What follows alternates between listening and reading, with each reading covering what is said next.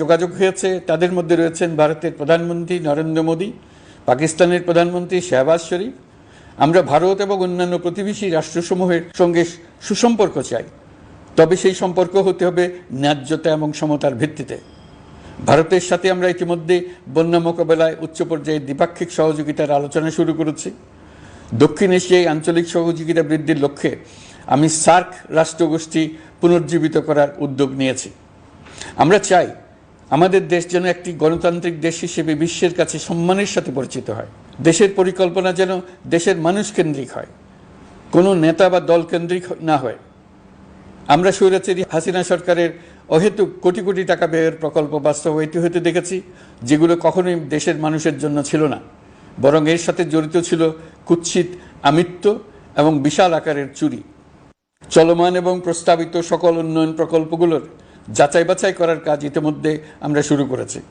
প্রকল্প বাস্তবায়নের পর্যায় বিবেচনা করে বাকি কাজে ব্যয়ের সাশ্রয় এমনকি প্রয়োজন মতে তা বাতিল করার কথা বিবেচনা করা হবে। দেশের মানুষকে আর ফাঁকি দেওয়া চলবে না।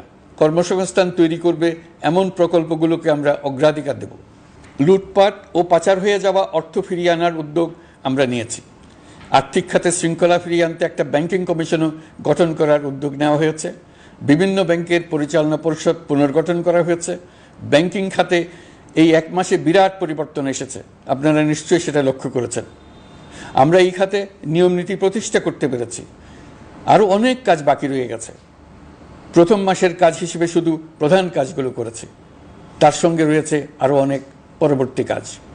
ফ্যাসিবাদী সরকার লুটপাট করার জন্য নতুন করে 60,000 কোটি টাকা ছাপিয়ে বাজারে ছাড়ার কারণে মুদ্রাস্ফীতির শিকার হয়েছে দেশের মানুষ।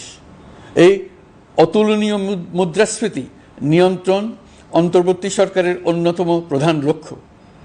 মুদ্রাস্ফীতি নিয়ন্ত্রণের লক্ষ্যে পলিসি সুদের হার বৃদ্ধি করে 9% উন্নীত করা হয়েছে। মূল্যস্ফীতি থেকে সাধারণ মানুষকে সুরক্ষা দেওয়ার উদ্দেশ্যে ওএমএস খাদ্যবান্ধব কর্মসূচি সহ সুলভ মূল্যে প্রান্তিক মানুষের কাছে নিত্য প্রয়োজনীয় দ্রব্য সরবরাহ চলমান রাখা হয়েছে। মূল্যস্ফীতি মোকাবেলায় চলতি অর্থ বছরে চাল ও গম আমদানির জন্য 5,800 কোটি টাকা, অভ্যন্তরীণ সংগ্রহের জন্য 8,900 কোটি টাকা এবং খাদ্য ভর্তুকির 3টি প্রোগ্রামের জন্য 7,360 কোটি টাকা বরাদ্দ রাখা হয়েছে।